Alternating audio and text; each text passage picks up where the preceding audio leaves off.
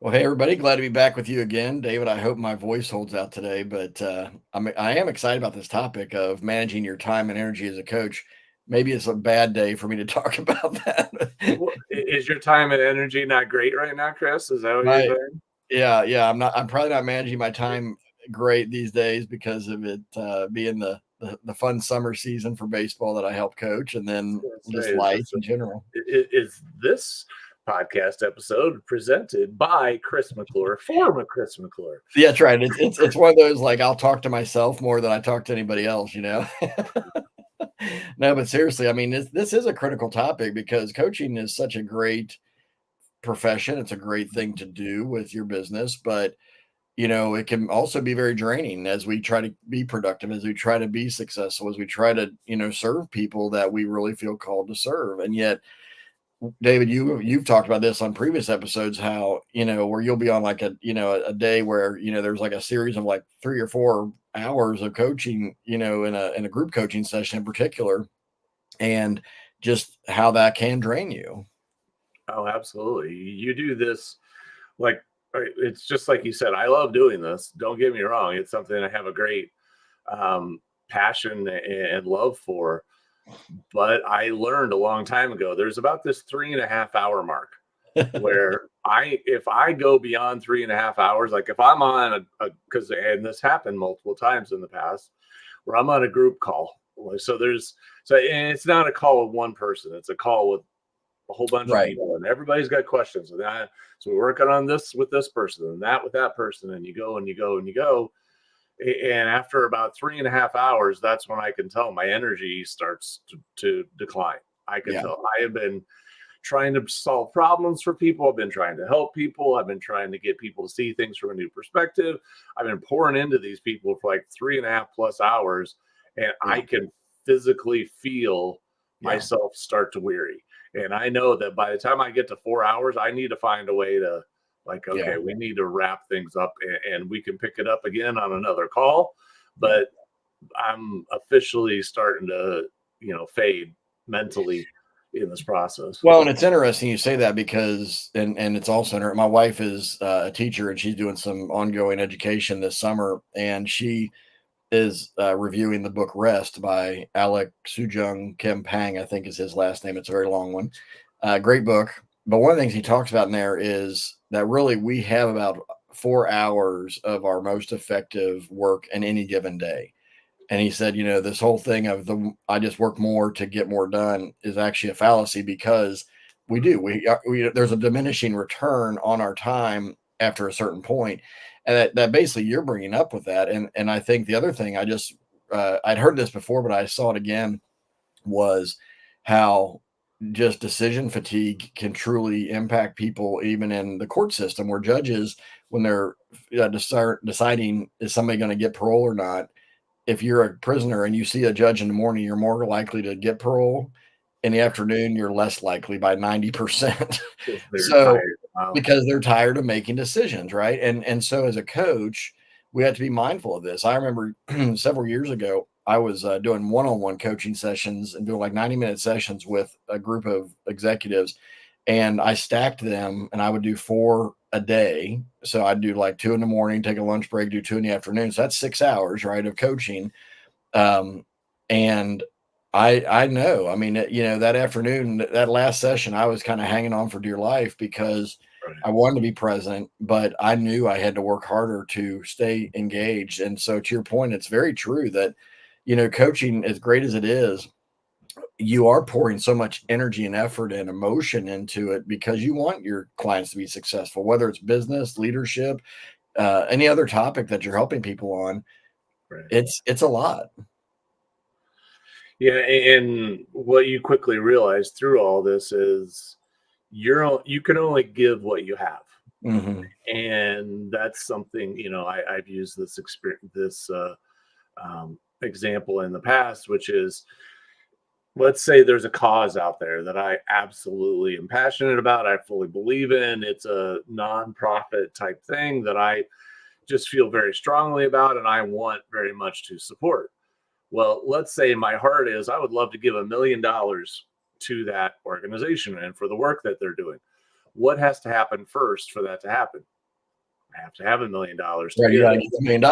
Okay, I can't give what I don't have. And that's an Right. obvious example. That's a very, Mhm. easy to understand. Like, I can't give you money that I don't possess. Correct. But the same thing goes for our energy. The same Yeah. thing goes for our effectiveness as a coach. The same thing goes for our ability to help people.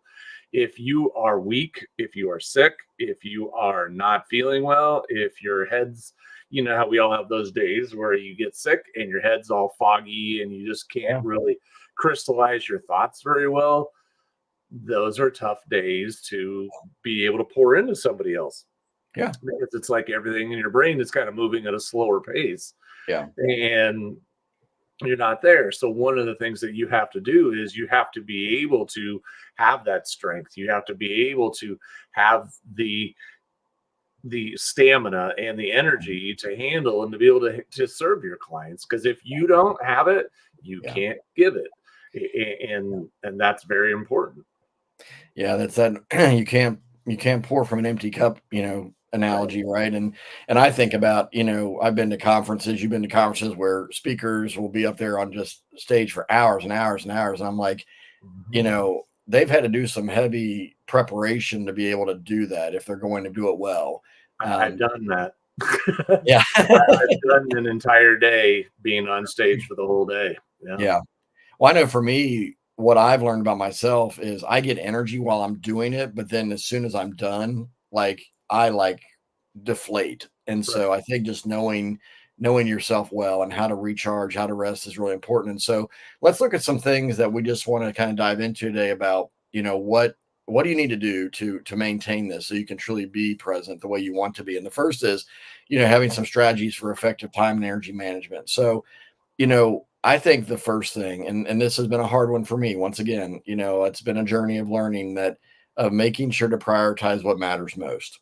Right. It's easy to get sucked into just trying to keep up with anything and everything, trying to chase all the details, trying to do it all, be to your detriment. And learning how to prioritize what matters most is critically important. One of my favorite books that I've read multiple times and I recommend to people all the time is called Essentialism by Greg McEwen. And he talks a lot about the idea that even 100 years ago or less, the word priority was truly singular. But in our day and age, we've tried to make it priorities and make it, plural, and think that we can have 10 priorities and do them all well. And he's like, you just can't. It's a focus thing, it's an energy thing. And for me, I've had to really learn what is the most important thing right now. And what can I focus on? What should I focus on in this moment? And I had a hard time, David, when I started my business. I got so excited about the business, it was my priority. And then I, was even challenged by my wife years ago one time, like, you're really not present with us. And that hit me hard, but it was a wake up call because I actually wanted my family to be a priority. And the whole reason I was doing my business was for my family. And yet I was not making them a priority in the midst of the thing. So learning how to prioritize and know how to shut down, and we'll talk about this, shut things off at certain times of the day is really important.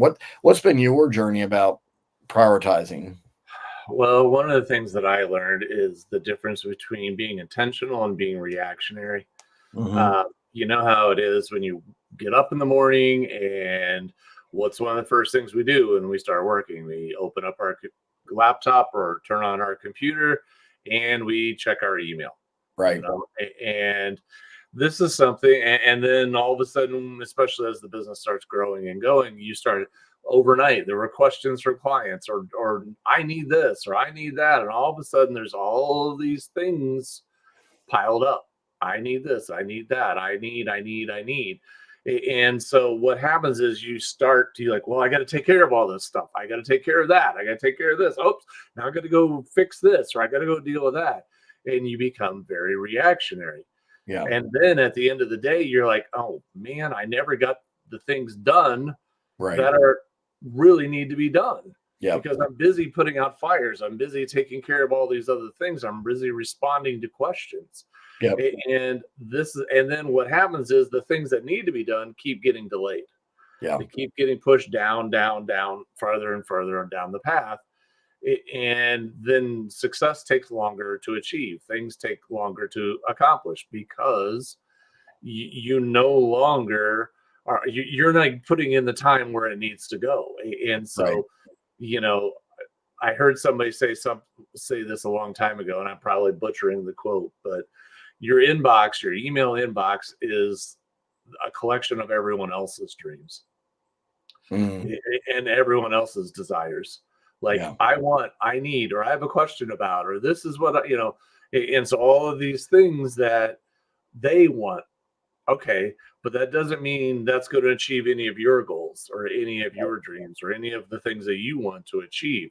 You need to prioritize. You need to say, hey, I'm going to block 11 o'clock to 12 o'clock. And I'm not going to check my email during that time. I'm not going to answer phone calls. I'm not going to respond to messages. I'm going to only focus on this. And you have to be able to do that. Otherwise, stuff never gets done. Otherwise, you're sitting there forever just spinning your wheels trying to respond to everyone else's things and putting out everyone else's fires, Mhm. and things are not getting done and taken care of. And if you want to build the life that you want for your business, if you want to build the lifestyle that you want, you talked about the time with your family, well then you have to push it to the front of the list. Right. It has to be, it has to go from, well, I got to take care of everyone else first, to yes, their questions are important and their things are, need to be dealt with and addressed, but that doesn't mean I have to stop everything else in my life to Yeah. go answer your question. You can wait a few hours for me to get back to you. It's not going to, the world is not going to end if you don't get your question answered in the next 30 minutes. And that's something you have to keep in mind. Well, and I think it goes back to Stephen Covey and the 7 Habits of Highly Effective People, where he talks about urgent versus important. There's a quadrant that he puts in that book, and I'd butcher that if I tried to go through each part of it. But the idea is, you know, we tend to make urgent things important. Many times they're not. You're right. Like 90% of the things that we can chase, like, emails that are in our inbox or whatever, they're really not important or highly important right now, but we let them be urgent because of instant communication. Um, and you're right. For me, it's been, I tell people I'm a recovering people pleaser, because I would put people before my own things. And then I would be at the end of the day, like scrambling to get things done for years, and I want to be about people. I want to be for people and help them for sure. But what I had to learn, this was a mental shift for me, was if I can't take care of myself, if I can't do the things that are truly priorities on my list, I'm not going to be best for the other people because my mind will not be fully with them.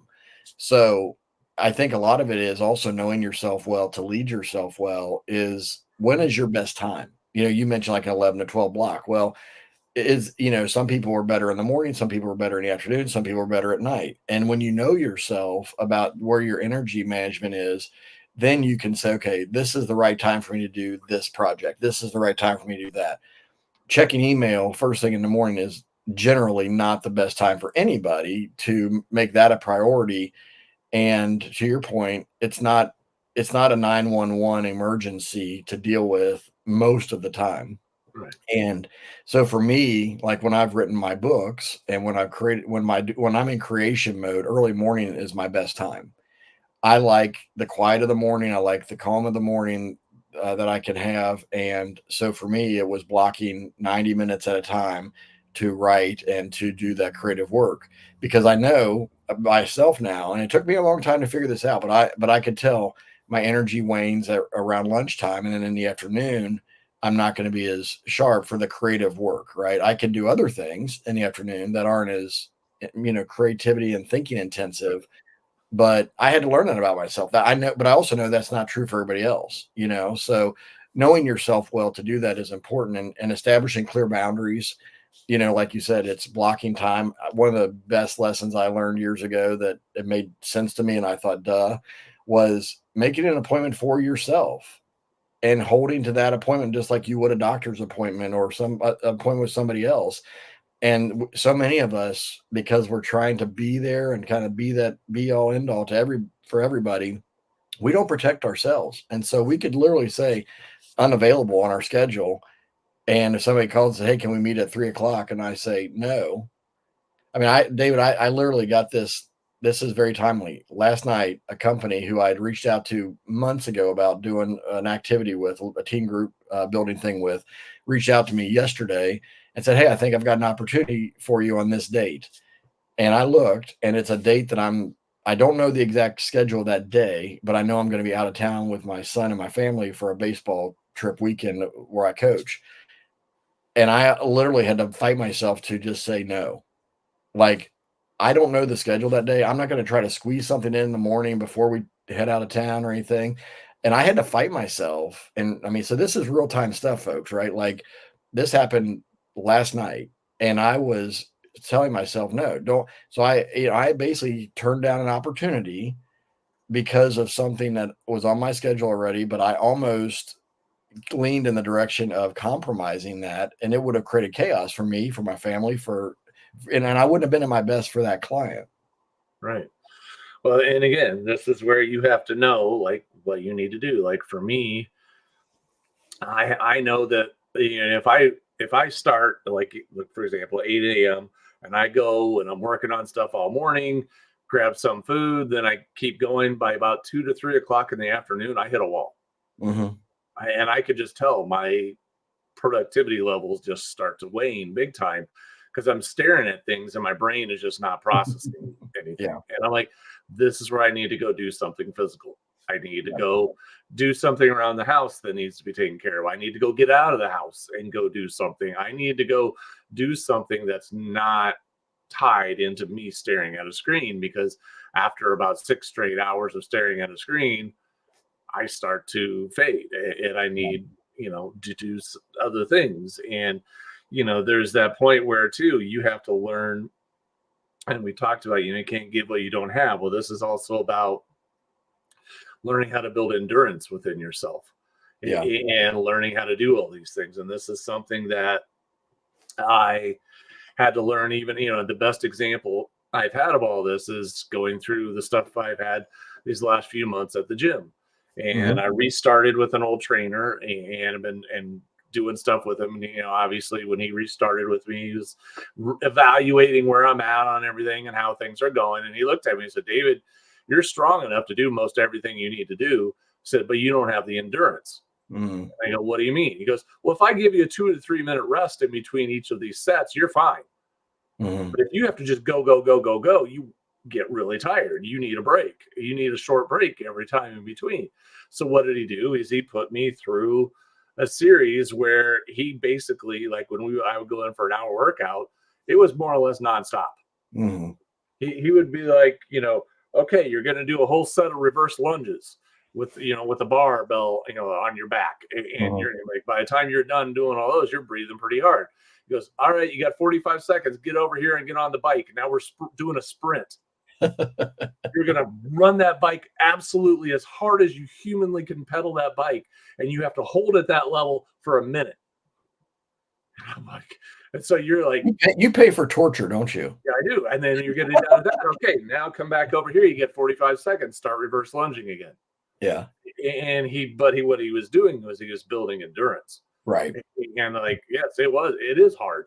This is Mhm. not a question. I mean, I was just trying to find any way to distract him to extend that 45 seconds. Right.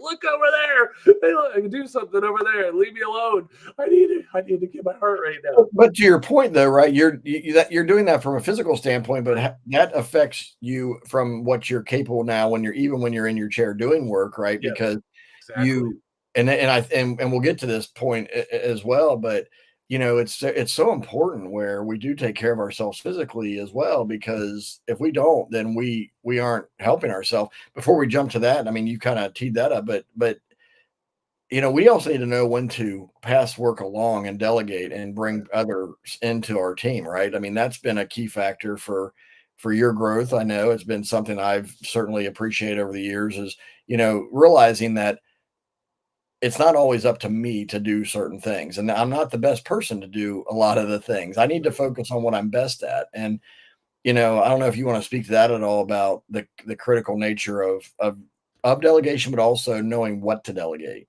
and when. Well, and I'll add another layer to that as to who to delegate to.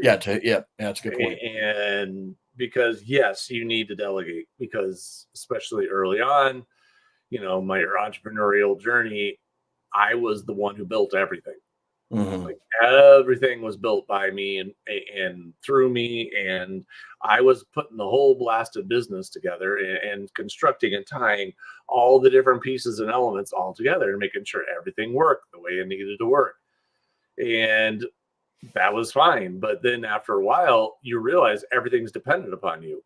And Right. you're the only one who knows how everything works. And it becomes incredibly stressful and it becomes exhausting because there's always something going on that needs to be looked at. Yeah. And so you need to delegate. You got to get some of this off. Otherwise, you never take a break. Right. You never get rest. You never get a chance to just turn off your brain for a while because that's another element. Talk about the physical rest needing to be there, but you also need mental rest Yeah. because when you've been thinking about something intensely for hours on end, so many times you can't come up with an answer anymore because Yeah. you need to walk away. You need to stop. You need to rest a bit. And so all of these things are incredibly important. And what I found is, you know, to me, I had struggled with passing things off and delegating to other people for a long time. And the primary reason was I thought I had a control issue. What I realized is that I didn't actually have a control issue. I had a people issue. Is that the people I was passing it off to were the wrong people. And so And therefore, was it a trust issue then? then because they kept screwing everything up, Yeah. you would give it to them, and I was literally writing out insanely detailed instructions, and they would still screw it up. Hmm. And they were still getting it all wrong, and they were still making messes of everything, which left me even more stressed because I still had to follow up with them and make sure they did it right Right. because they weren't getting it done. But then I found somebody who I could trust, who was capable of doing things, who did know how to do that task. And all of a sudden, now I can walk away. And I'm Right. going, okay, it's going to be taken care of. I Yeah. don't even have to really worry about it. I know You know what? that, Some people give up in that process too early and right, they think it's just, I just can't do that. There's nobody out there, right? You right, you stayed the course and found the right person, and that was the game changer. right. And that, so there's that level of you need somebody who not only is competent, but someone that's also a good teammate for you. Yeah. Somebody that you work well with, that you like. And it comes to this point where after a while, you can almost communicate in short code. Like, Yeah. got to do that, that, and that. You know what this is? Yep. Okay, that has to go to there. I mean, and then you could just boom, boom, boom, because you know each other well. You know the processes well. You know what needs to happen. You understand the business, and you could just almost short code things and like, okay, that has to go to there, and that has to go there. Okay, great, I got it, Yeah. and it's done. And I can Yep. walk away, and I don't have to worry about it anymore. And so you really have to think about that. You have to understand what you need to get rid of. There's going to be things that as your business grows, as things keep going, as you get more busy, there's going to be things you need to get rid of. You need Hmm. to get this stuff off of your plate because it's too much and you can't handle it all. And it's slowing you down from the things that you should be doing, the priorities you should be managing. But that means you need to identify what those tasks are. You need to systematize those tasks so someone else can actually follow what you're doing. Right. Because if no one can figure out what in the world you're doing, it's Yeah. impossible to delegate. And then lastly, you got to keep at it until you find the right person who can handle it. And that person's out there. But Yep. if you try and hand it off to the wrong person, then it's stress and frustration and things get broken and dropped all the time and no one's happy because you're working with the wrong people. But if you get somebody who can handle it and is good at it, then yeah, you can actually breathe and walk away and say, here's what we need to do A, B, and C. There you go. And you move on. Well, and I think most people wait too long. I mean, everybody that I've talked to that did bring in somebody on their team said, now that I understand the value of this, I should have done it sooner. Right. But that's part of the learning curve too, right? Is, we just have to get there and understand that it takes time to really grasp this idea. But it is critical because it does go back to, kind of circling back to that self-care and sustainability of our business and of ourselves. You mentioned, yeah, the physical exercise, the mental rest. Well, a lot of the mental rest comes from taking those burdens off your mind, because somebody that's capable and uh, professional to do the things that you can do. I know that I'm never going to be my best accountant, right? I know Right. I'm never going to be my best tech support. I know I'm never going to be certain things.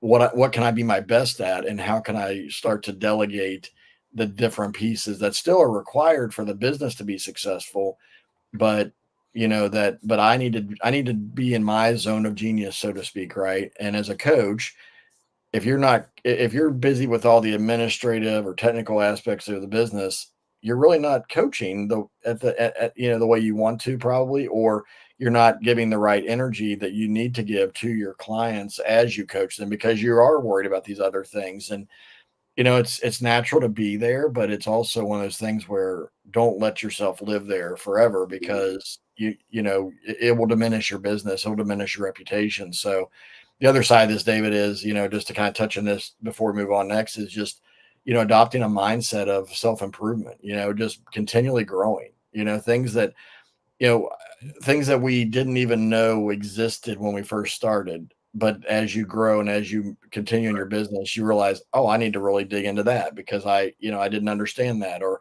didn't even know that thing exists, or that component existed. I know that's been your journey as well, over the decade plus of your career in this, and I know it's been huge for me. I mean, obviously, I like to read books. You hear that all the time, but the reality is I also have really leaned into people. Who are the people that I can study or talk to and understand what they're doing, who can give me fresh insights. And so what has been your, I guess, best method of continual improvement and learning? Well, one of the things, I mean, obviously, you need to, and especially after you've done something for a long time, everything starts to sound the same. Hmm. And it becomes harder to find fresh ideas and fresh perspectives. Like, Hmm. I'll listen to somebody talk or read a look at a book, and I'll go, yeah, this is just the same stuff I've already read Just 5 times. repackage, right? Right? It's just a repackaging of the exact same thing. I know this. I don't need to read this. I've already read it in other books and then watched it in other trainings. And so it is that process of um, continually finding new people who have fresh approaches, because they're out there.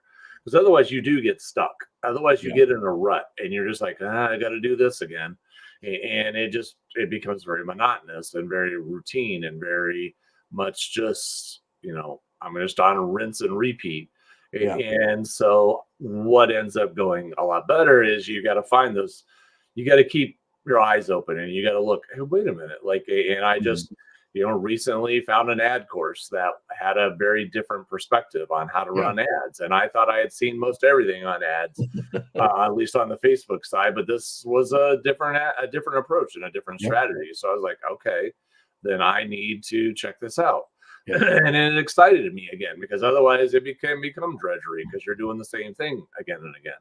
Right. But so you have to feed your mind, and you have to maintain your physical strength, because and again, this is where, if your physical energy is not strong, if your stamina isn't strong, and I will even argue that my doing all these endurance things in the gym doesn't just affect me physically, it gives me mental and emotional endurance. Yeah. When somebody's really struggling with a concept, and I'm like ready to throw my hands up in the air, because I'm like, why are we not understanding this? You should be getting it by now. It gives me that endurance to even keep going at that level. Right. Because to do the physical, you have to also mentally gird yourself. You have to Yeah. mentally, like, okay, hang in there. You got to keep going. You're not getting out of this. You got to be strong enough to do this. Well, then the Yeah. same thing comes in coaching challenges. Yeah. I got to be strong enough to handle this. I got to be strong enough to try and help this person to hang in there, to keep working with them. I got to have that mental toughness to Yeah. absorb some things in there that are needed. And that all becomes part of it as well. You got to have that, again, you got to have that inner strength physically, mentally, emotionally, and to be able to be successful. Yeah.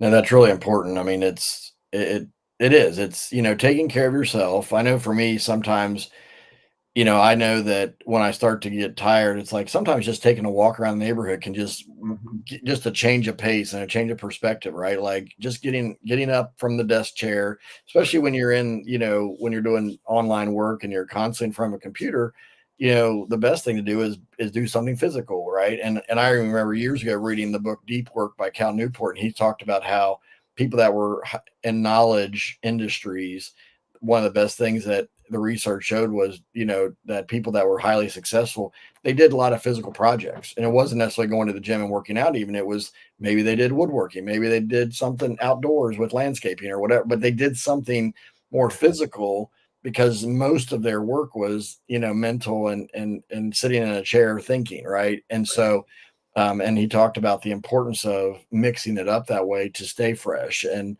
I've just realized I've seen that time and time again for myself. I'll be even when there's been times where I'm like mowing the yard and I'm like have these great ideas because it's a change of pace, it's a change of Right. scenery. And it's like I'm not like so locked in stressing myself to come up with a solution.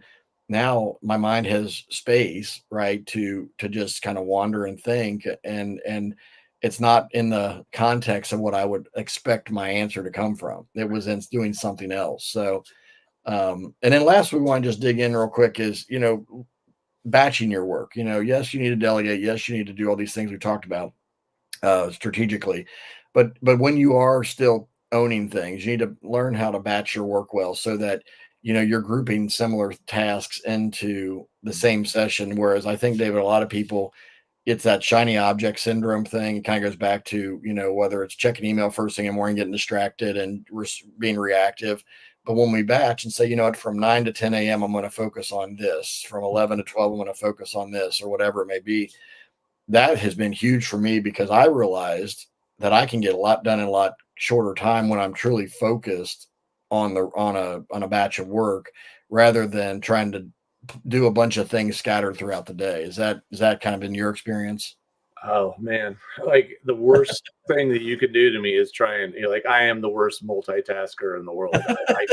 I just can't even. My brain will just shut down if I'm trying Yeah. to think about four things at the same time. My brain just shuts down. I can't even think straight. I'm just overwhelmed. I can't. And so I've told people all the time. I said, if you want me to do four things, let me work on them in sequence. Like Right.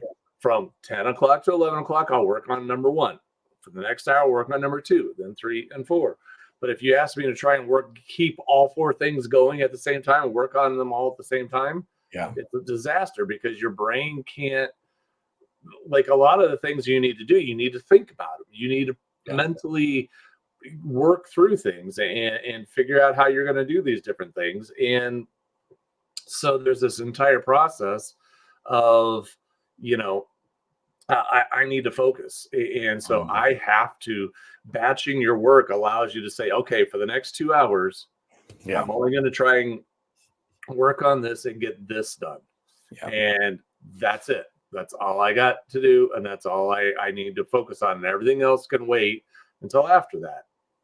And for me, that's huge. That's how I can get stuff done because then for the next 2 hours, all I got to do is this. And Yeah. that really simplifies my life, makes everything easier and better, and allows me to really focus. And I can actually get things done then because my brain is just like locked into the one thing I need to do.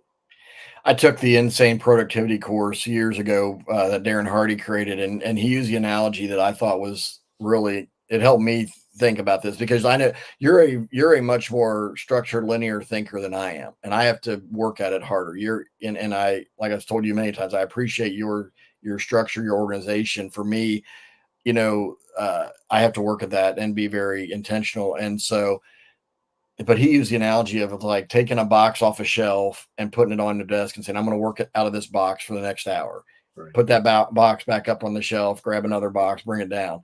And just that visual for me, I'm like, that's very helpful because I can get distracted. And I know that about myself. Like, because while I'm doing something, it's easy to get other ideas. And so even, myself, I'm not like, I know some people like live and die by post-it notes. I don't do that because that's chaos to me in my structure. But even the other day, I'm in the middle of something and I had to pull out a sticky note and start jotting things down because I'm like, well, I need to get back to those things that are coming to my mind, but I'm not right now. Right. So finding a way to, even when things start to come into your mind while you're batching your work, and if it's something that could pull you off course, write it down so you don't forget about it, and then you can go back to that and batch that at some point, whether that's 5 minutes or an hour or whatever. So, but this whole thing does, I mean, you said multitasking, right? Most people aren't as good at multitasking as they think they are, right? Some people pride themselves and go, I can do a but well, but the quality of our work is really not at the level that we think it is many times when we're trying to do too many things at once, because it does. And there's been so many studies out there about this now that, mental fatigue is real, right? There's so, we're so distracted by our phones and for apps and notifications and all these things. And for me, while I'm batching my work, that's the one thing when I learned how to use do not disturb on my phone and on my computer and just keep the notifications away, like, and I can focus, I am so much better. And so, but I had to learn that because once again, trying to be available to anybody and everybody at all times is not productive to help you. And so when you're batching your work, guard that space, guard that time, make sure you're not, allowing just anything and everything to come, pull you away from that. And, because that'll help you. You'll have more focus, you'll have less mental fatigue, and you'll get things done faster. I mean, I remember, there was I think it was called the 15-minute miracle tool that somebody introduced to me years ago. Was You would be amazed at how much you can get done in 15 focused minutes versus, an hour of distracted time.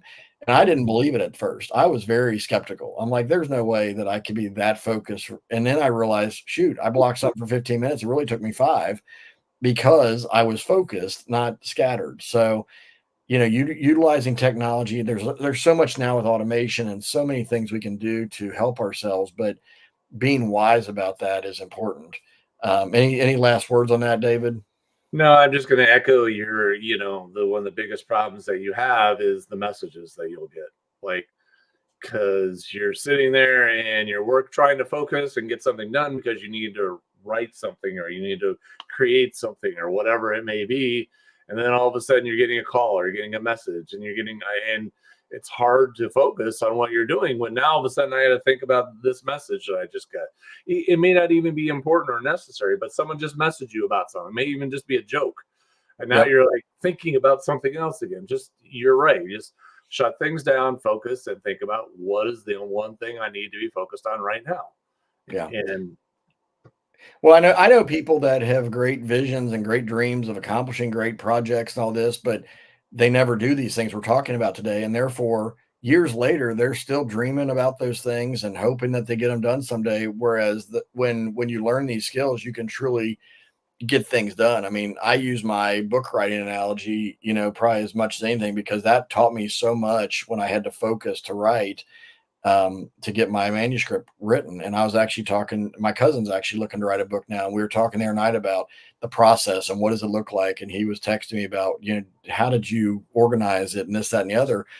And I had to kind of think back a little bit, but realizing when I organized my thoughts and I blocked my time and I was truly locked in and kept distractions away, how effective I could truly be. And that was from a author side of things, but as a coach that we're really focusing on today, once again, if you want to be fully present for your people that you're coaching, your clients, you have to do these same things. So whether you're a coach, an author, a speaker, it doesn't matter. It's whatever role or whatever lane you're in, you doing these things are going to help you. And so if you want to be best for your coaching clients, if you want to be fully present, if you want to build the kind of coaching business where you truly enjoy because you're primarily coaching, not chasing all the other things around, then do what we've talked about today. Learn how to batch, learn how to organize yourself, take care of yourself, bring people onto your team at appropriate times, getting the right people, like David said earlier, that can do the work that you need done, that you can trust, and that relieves you and releases you to truly be the best coach you can be. So